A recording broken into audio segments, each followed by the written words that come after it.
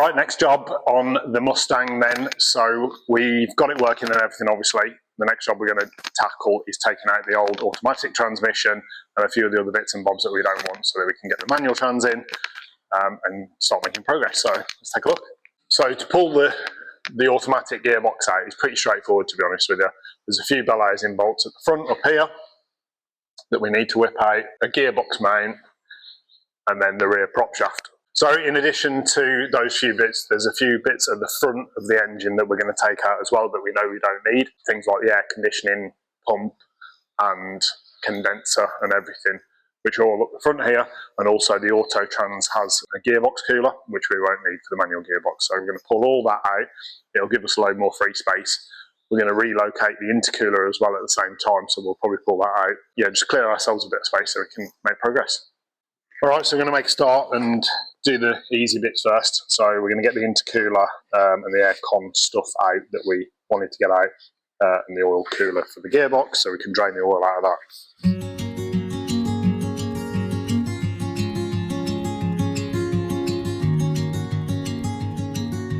There isn't an intercooler pipe. Well, maybe just take that intercooler pipe off there completely, so it's just easier to get out. Yeah, we'll take this one off this side. That pipe will come down, so from underneath we'll unbolt the intercooler and whatever's holding that on. And we can get to the aircon pump and everything from down there as well. Yeah. Ta-da! We've got the intercooler out, which was here. We've also got the air conditioning radiator out, which was here, which is now giving us a ton of space. I think eventually we'll put the intercooler here, and it would be cool to, in this space, get a factory viscous fan. So I think we'd squeeze a viscous fan in there, you know. We swapped the water pump to the type that's got the threaded thing on it, and then we can put a viscous fan in there. That would be pretty cool. And then we can always add electric fans if we need the extra cooling. Steering cooler's down there, which will stay there. Next bit now is underneath. Okay, so we've got the car up on the lift now. It's a lot easier to get underneath. Just going to remove the gearbox cooler here. So I'm going to undo the two lines and drain the oil out, and then that'll allow me to take that off. Also going to remove the AC pump, which is up here. There's 3 13mm bolts that I've got to undo, and then I can slacken the belt off and just remove that.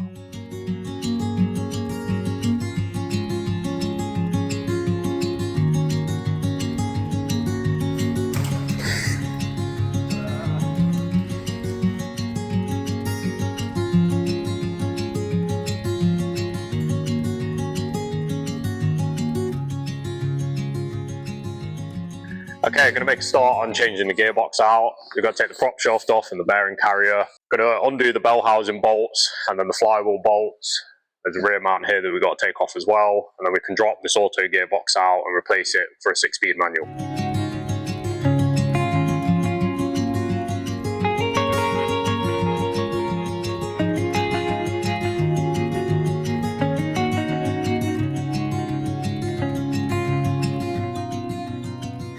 This is the auto box that we've taken out, and we're swapping it for a 6-speed manual. So it's still a BMW gearbox. It should bolt straight up to the M57 that's already in the car. We've got the clutch and flywheel here that we need to bolt to the back of the engine, and then we're going to have to custom make a mount for the back of this so that we can bolt it up to the car. It's slightly different, so the mounting positions are different between the auto and the manual, so we can't use the bracket that we already had on there. We're hoping the prop shafts that we've taken off will be alright, so we should be able to reuse them, and let's get on with it. We needed to put a proper flywheel on for a manual, and then also a clutch, because obviously the automatic gearbox didn't have that. I'd got on the shelf a spare new old stock flywheel that had gone a bit rusty, and then a clutch as well. So we're just firing that all together using the clutch alignment tool, so it's not a pain to get the gearbox on the back.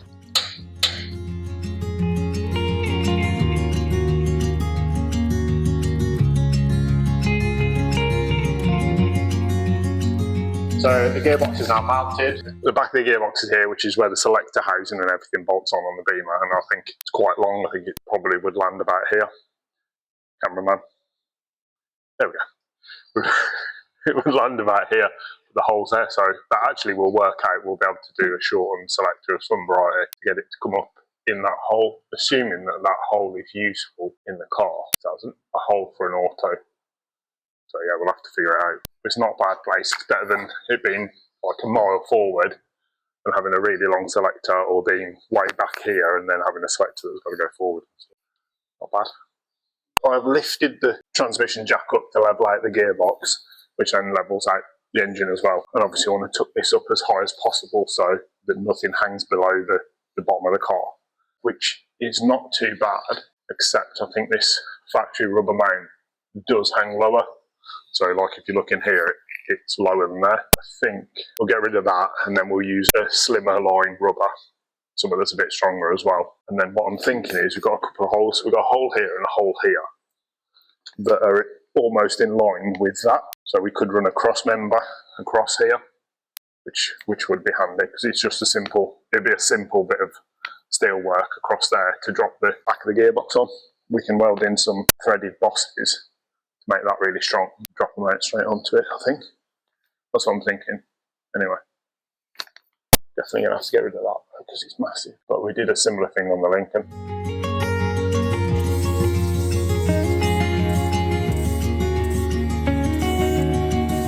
Alright, so we've modified this rear casting from the BMW.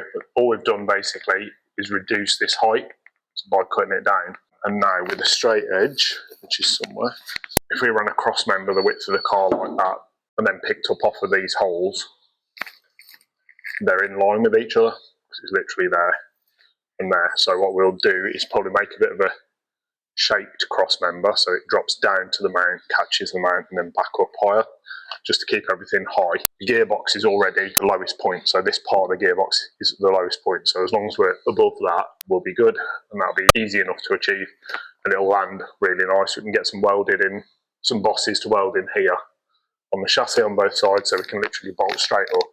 This will drop down on the cross member and bolt straight in. Alright, so what I'm thinking then is we need a 40mm drop, which is what that measures at, even though I haven't got a tape measure on me, but take my word for it. So that's our 40mm drop, which is what we needed there, which is this bit for the mount to sit into. So if we assume that that's 820 long, and we stick a hole there and a hole there, which is our 760, and then a hole in the middle, which is the gearbox mount, we'll need to cut that out so that the gearbox mount drops into the box section and is actually sitting on this here. We can fillet the end like that. So if we chamfer the end like that and then bolt in from this side, we'll still have the strength there. It'll look a bit neater in there. That'll be cut out for the mount to drop in, the rubber mount to drop in, and we'll have it like slimline as much as we can with the right drop, bolted in at the top, mount bolted in at the bottom. We'll weld in some bosses on the chassis first. Okay. Sweet. Let's crack on with that then. Right, so I'm just going to measure this up to length. So we've got hole centres at 760. Obviously our centre point sort of here. We've got to recess the centre here for the bushing to mount into. Do something nice, maybe taper the corners off. And then we've got some M12 flange nuts. So they'll actually sit up inside the chassis and then we can weld around them. Yeah, they should work perfectly.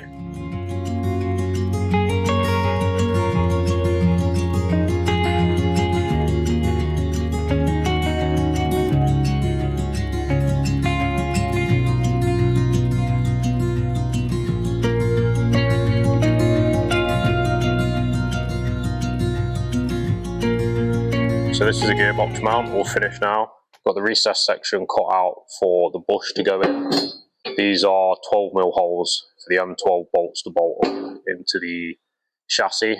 So they're slotted on either end just so we've got a little bit of adjustment.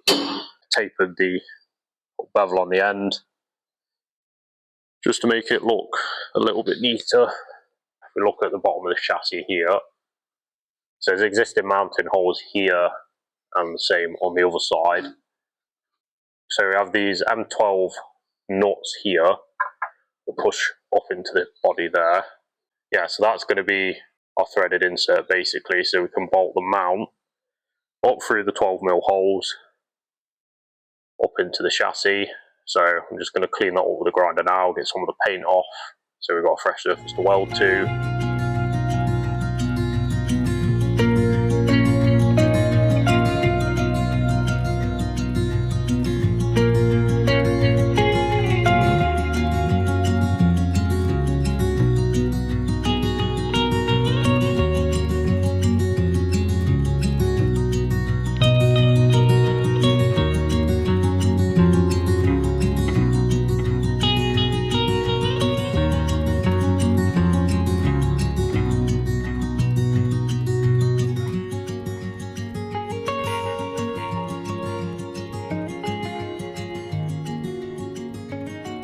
The gearbox mount now painted, that's been bolted back on. Taken the old prop shaft bush off the automatic gearbox, bolted that onto the manual gearbox and then bolted the prop shaft to it. Cleaned up the bolts on the Y wheel and obviously reusing the bush because there's nothing wrong with it.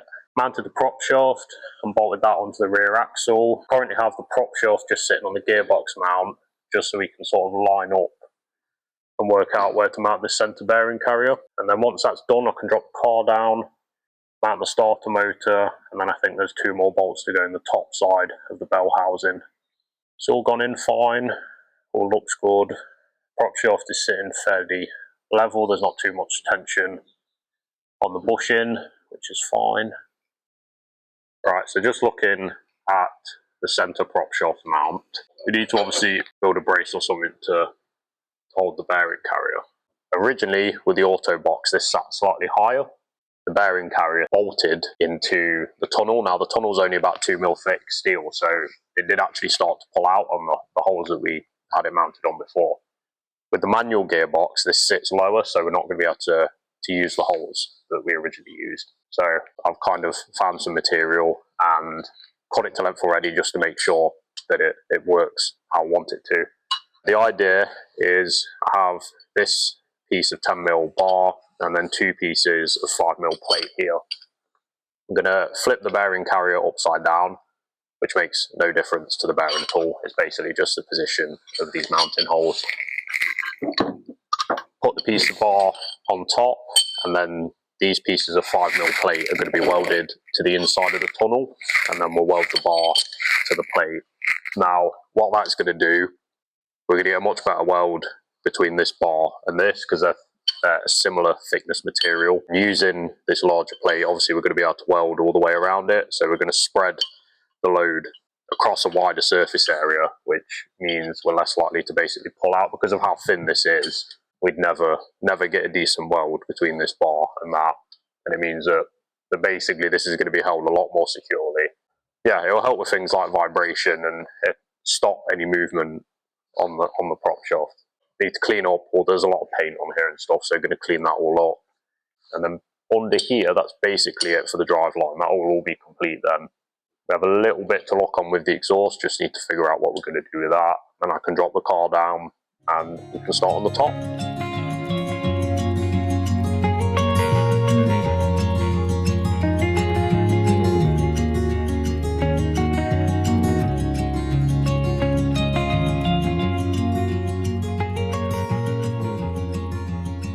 Just finished up the mount for the centre prop bearing.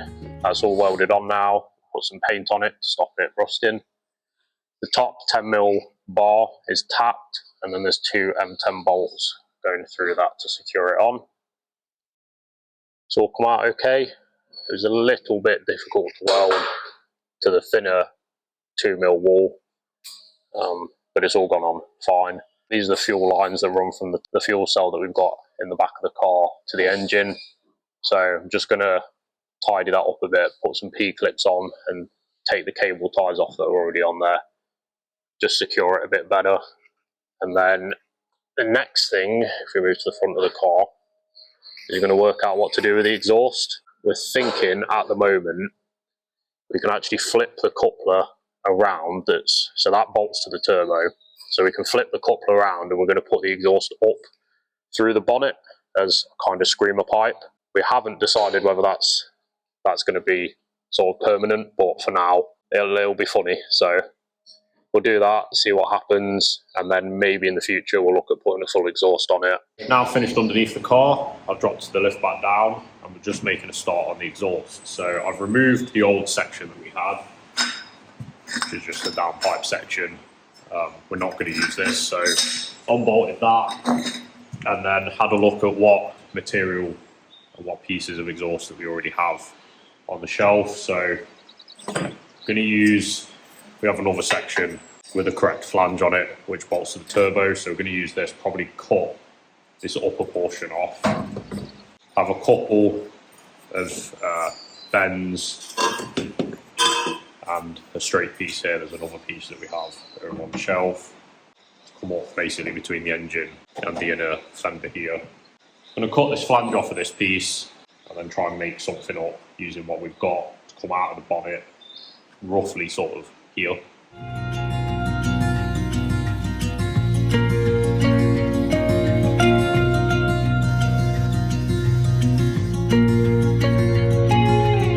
Okay, so now I've cleaned up that piece of the exhaust. I've just bolted the flange onto the turbo just to sort of put it in the correct position of where we're going to have that come out. So just trying to work out how to connect the rest of the exhaust. So I have this small piece here, this offcut, thinking maybe weld that on here, bring it away from the intake here a bit. On top of that, we may get this pipe. Obviously this is like a lot longer than it needs to be, so we'll cut it down. Yeah, we'll rake the exhaust back slightly towards the back of the engine bay, which is fine. We might put the bonnet on just to work out what sort of height we need to cut it to. In fact, I might just leave it for now because we'll probably run it without a bonnet whilst we're just testing and stuff. When we actually get around to doing other bits and get the bonnet fitted, then we'll probably cut it out. I'm going to work out what angle I need this at.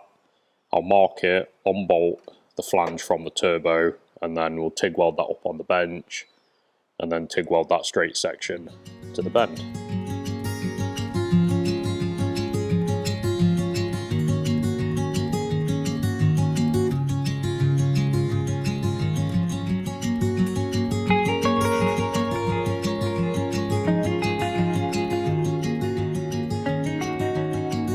Okay, so that's the exhaust done, welded together and bolted back on.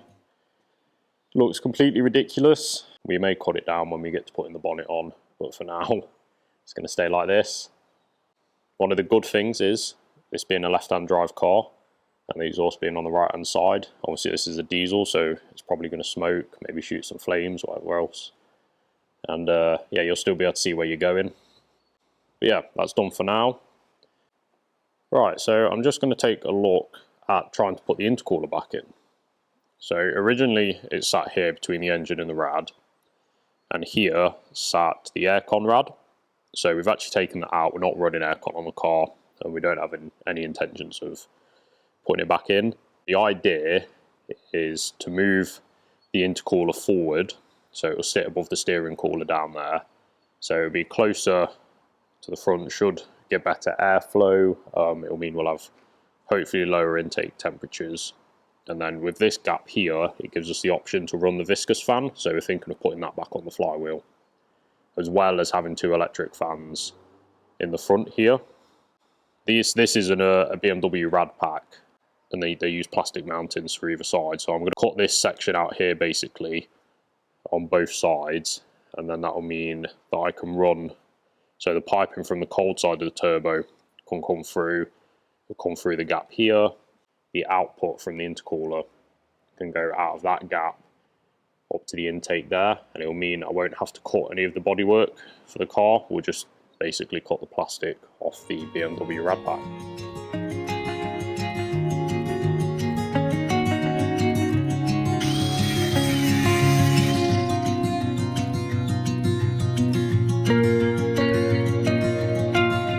Hasn't actually come out too bad.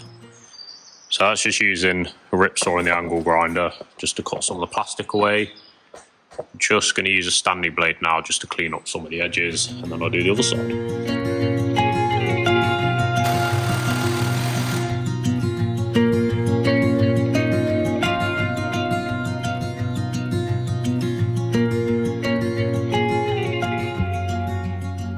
I've put the radiator back in, put the plastics back on, and I've just dropped the intercooler in front of it, and it's got a pipe on, put one of the boost pipes on one end, just so I can have a look how it sits and whether it's going to run okay. It's going to work exactly how I wanted it to. We've got a lot more room on both sides now.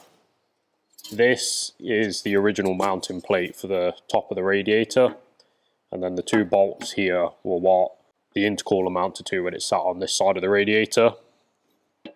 So I'm going to cut this down, I think. I might leave it the same length because we're going to put the viscous fan on, so it acts as a little bit of a cover. So that bolts down into the front of the frame. These sit into the bushings on the top of the mount, and then I just need to drill the holes in the plate roughly here for the intercooler to bolt up into. So there's welded bosses in the top of the intercooler and in the bottom that are threaded. So I'll run the bolts in to bolt the top, and then I'll have to make some brackets up from the front cross member here to bolt into the bottom of the intercooler, and then that'll keep it secure enough. It's not going to go anywhere. Once the intercooler's mounted, that means I can work out sort of bends and stuff, what we're going to have to do to run the boost pipes. So we've got some aluminium tubing still, and some stainless actually. And between that and some silicone couplers that we've got, I should be able to make it work. Probably do that, start the car up and run it to make sure that we're not got any leaks, boost leaks or anything.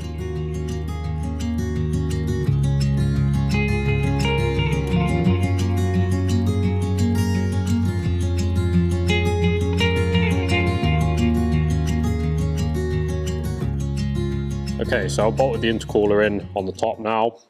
It's quite sturdy mounted on there, but what I need to do is I'm going to weld some brackets onto the intercooler here and one on the other side, and then use the existing bolt holes, just drill them out slightly. That'll mean we've got some mounting on the bottom as well as what we've got on the top. But yeah, Shabs is just working out some piping for both sides, and yeah, once that's done, then we should be making boost. Just finished making up some brackets for the intercooler. They'll mount on there like that, so I'm just going to bolt them on, and then I'll tack weld them onto the intercooler there, and then I'll pull the intercooler out and weld them up properly. But yeah, there's one for each side, and then that should be it for the intercooler.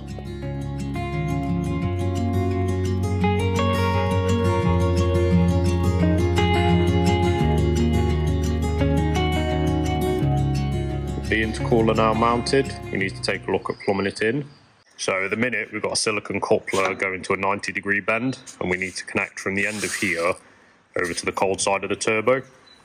So we have a piece cut at the correct angle.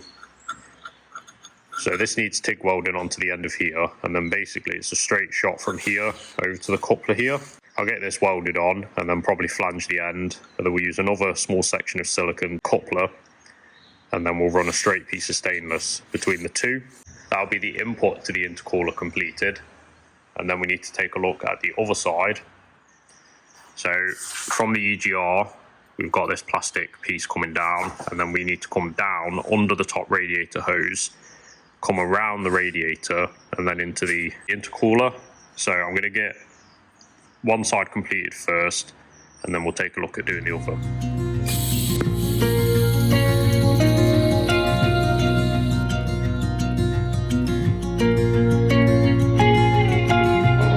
Alright, so the next bit that I'm on with is just changing up some of the water pipe or the coolant pipe work, and then also I want to get rid of this aluminium header tank. So that was bolted to the wing over here, came with the car, and I fitted it at the time, but I want to make a nicer job of it now, especially as we've got a bit more room around here because we've moved the rad and the intercooler and stuff. So I've got this, which is a factory BMW one, and I'm going to try and get that in here. So I'm thinking it's done that way, and I can get it in there. Once that other one's out of the way, I can make up some brackets because there's some mounting holes, and get it mounted in there right at the front. It won't affect the pipe work underneath for the intercooler, which comes from the turbo there on the left hand side, and then swings around here. So that's lower than it, and then this pipe work is going to go that way anyway. That should work out. So I'm just going to make up some brackets, get some mounted on this wing and make a start.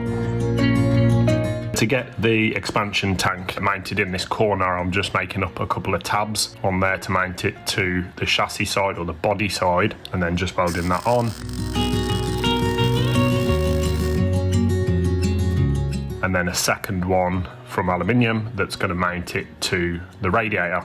So just using the TIG welder then to TIG weld the aluminium bracket onto the aluminium radiator, and then I can just bolt it up. There we go then. One header tank, fits in there really nicely actually. So I'm just going to pipe it up. I've got one pipe to go off there and then one on the underside of it. I'm just going to put them in.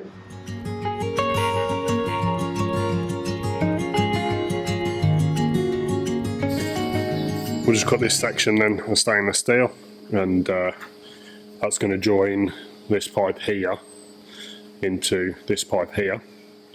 So all I'm going to do is now is just stick a couple of roll a couple of beads, one on either end, and then we're good to go.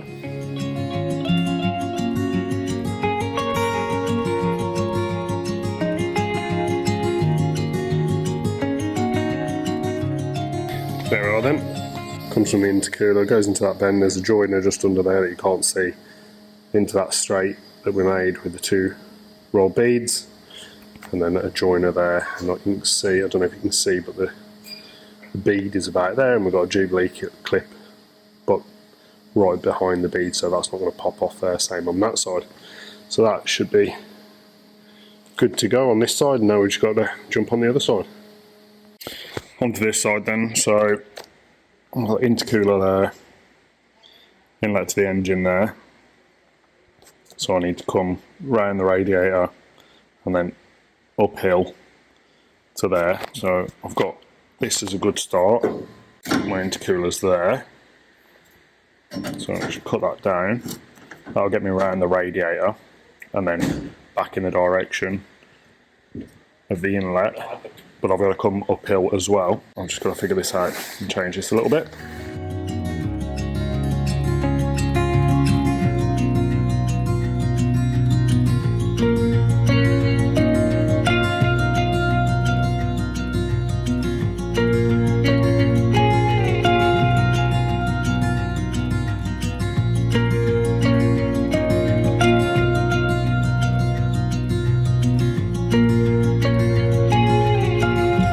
There we go then, second pipe done, so that's the second boost pipe done. Annoyingly we didn't have any black silicone hose in the right size, so I've had to use a bit of blue, 60mm, 63mm. I'll get some more ordered, but that's that side done, and obviously that side's done. So it'll have boost for the first time in some time.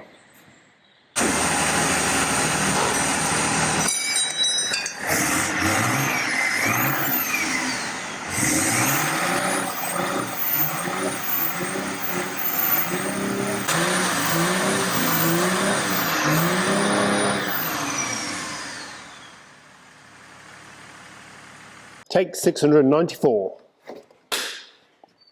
Right, steering pipes then. We'll take these old ones off that I made up because they're not made from the right kind of pipe and they're not swaged, they are just Jubilee clipped on.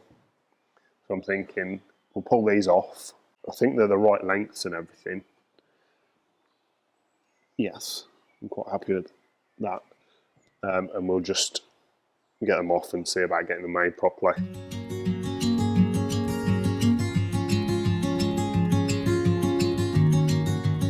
Steering pipes are out, and these ones that I made all those years ago have 3/8 fuel pipe.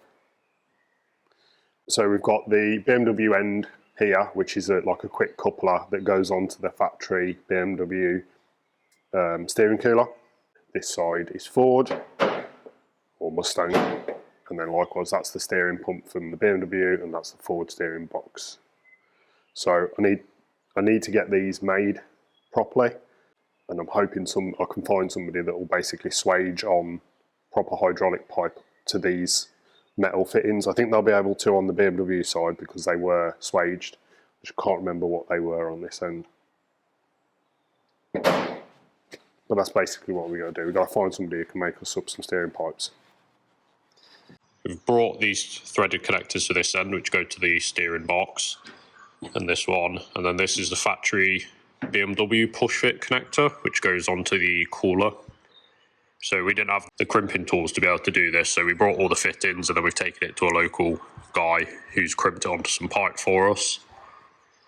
And then the two threaded connectors go into the top of the steering box there. That fit in there is what the BMW push connector goes to, and then the other threaded connection goes on the reservoir there to the power steering pump. So I'm going to get on with doing that. It shouldn't take too long.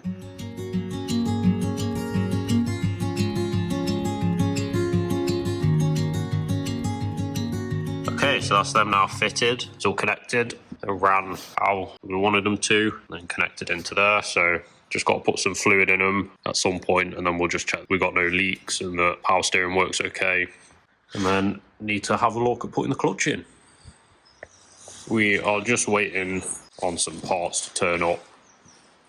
I've just jumped on removing the factory wiring harness, so there isn't any of the engine harness left. Obviously because we're running the M57 now, and that's almost standalone. All of this down here ran along the front, along there, and it's just factory wiring for the lights. So the two sets of headlights in the wing, the fog light under the bumper, and then the horn. So this just runs along the side of the engine bay, goes through the grommet there, and then comes out into the footwell there, and it's all controlled off of this stalk on the steering column. We probably won't need a horn because we're not putting this back on the road. Yeah, I've just started pulling the harness out. It's really old, and all of the insulation's gone hard, and it's cracked and stuff. So I'm going to pull that out, and then eventually we'll build our own harness we'll just basically manufacture our own one. Obviously we won't need as many wires because we're not running the same lights. And yeah, we can condense it down a lot more, and then we'll just run the lights, the controls for them, off a switch panel in the center of the dash.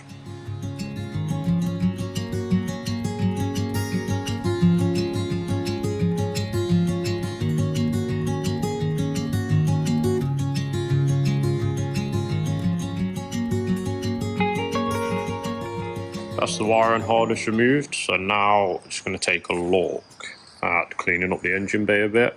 So because this has sat outside for quite a while, you can see like here there's surface rust along the top of the engine bay here, along the front. These are the brackets here for the front bumper.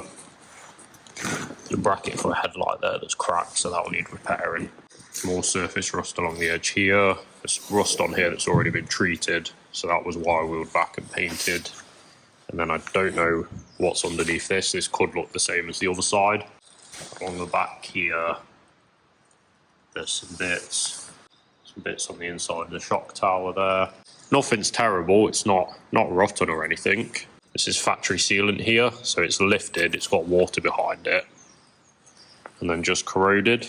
This is very light surface rust, so what I'm going to do is probably try and get this front wing off, get the front bumper off, and then just identify the bits that basically we're going to have to paint and any other spots like this. So this will wire wheel back until we get to clean metal basically, and then we have some corrosion inhibitor and some oxide primers as well.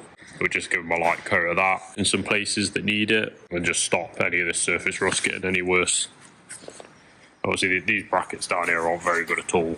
I think the previous owners cut them out with a plasma cutter, but obviously left all the edges on and stuff, so I'll probably grind them back, clean them up, paint them, get the wing off, check under the windscreen over there, make sure that's not bad. Inside the wheel arches, they were done. They're all under sealed. The underside of the car's fine. So it'll just be touching up.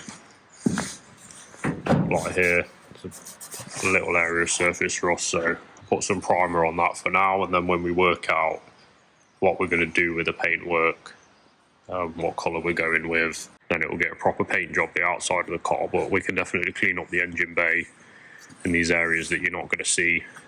We'll get them prepped, get them painted, go from there really.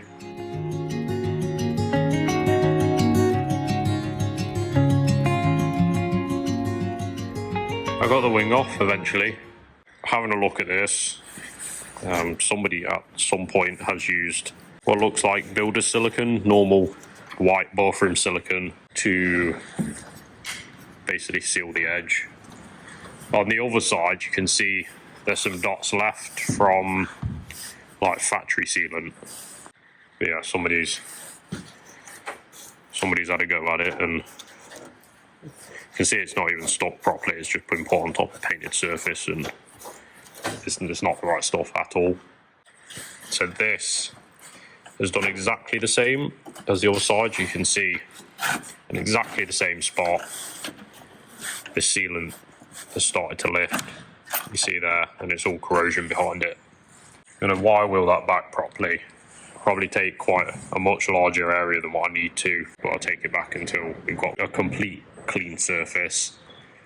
Inside, the wheel arch isn't bad. This is pretty good. There's a tiny bit on here, so I'll just clean that. And then there's a couple of little bits behind where the brackets were for the front bumper. Now, this front bumper, it's not rotten, it's just quite heavy surface rust. I just clean that up, and then I'm going to unbolt these brackets and tidy them up quite a bit because they don't look great. So I'm going to take a wire wheel to this, get it cleaned up, put some paint on it.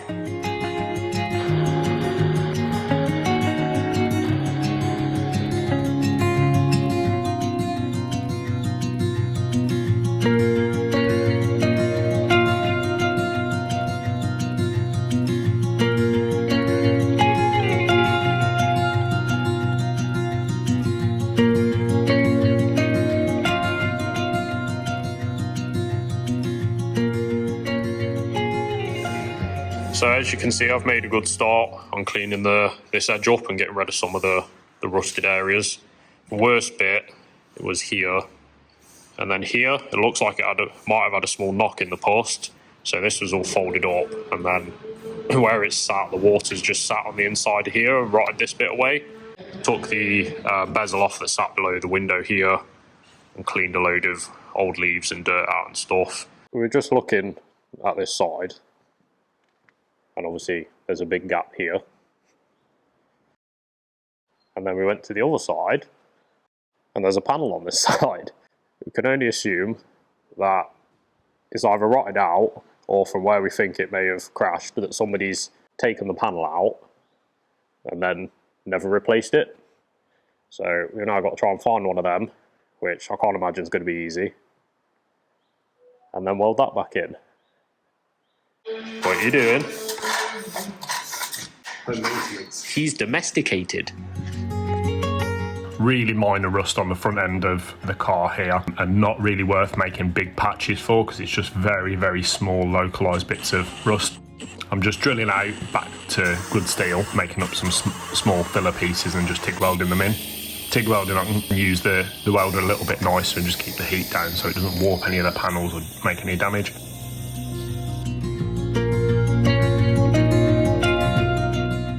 In places where I'm just trying to fill a bit of a bigger hole or a gap, I can use some steel and then the MIG welder.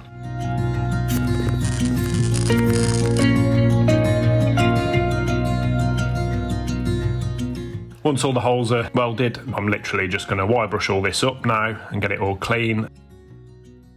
For painting, I'm starting with the Buzzweld rust encapsulator. I started off with it in a rattle can just for ease. I remembered we've got some in a paint can, and I brushed it on. You can get it a bit thicker with a brush. Gone all the way around, painted it in rust encapsulator. Once that's dried, gone all the way around and painted it in chassis M1, which is the black stuff, and got a good coat everywhere.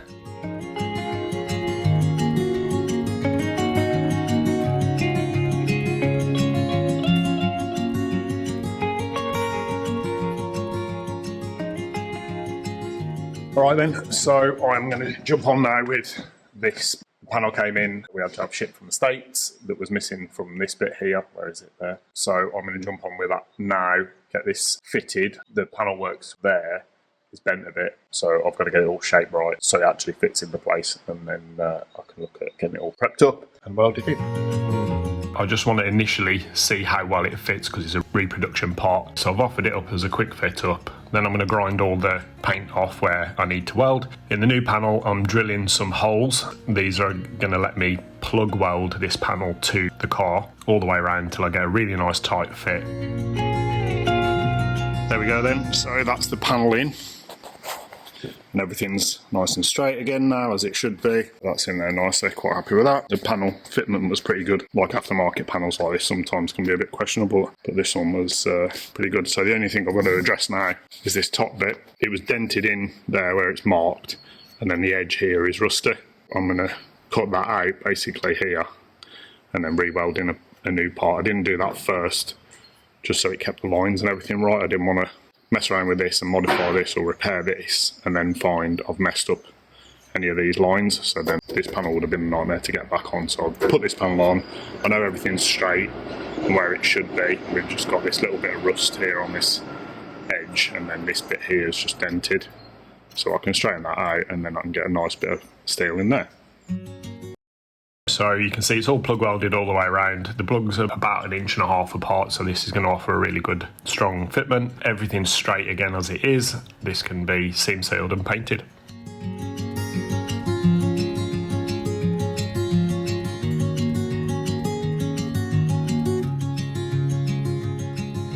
Bolting up the valance part then, got a bit of damage on this front piece here, so this is like the headlights around bit. You can see there's some stuff going on there, some interesting shapes. I think that bit there is factory because that corresponds to that, but then that's missing, and there's supposed to be a bracket or part of this aluminium casting that allows that bolt to pick up on it, like we've got on this side. So you can see the casting drops down there and then picks up on that valance bolt. This is cast aluminium and it's quite thin, so it's going to be a nightmare to try and weld, but basically I'm going to have to make up a bracket out of aluminium that drops down there so I can weld that in, and that's not going to be so much fun.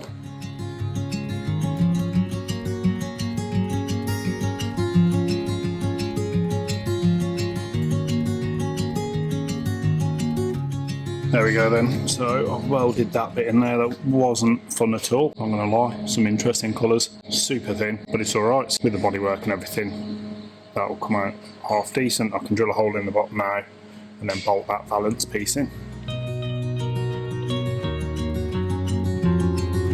So on with fixing some of the front end components. All this stuff is original and super old. Corrosion wise, it's okay. They're not in bad condition, but a lot of it is dented and beat up.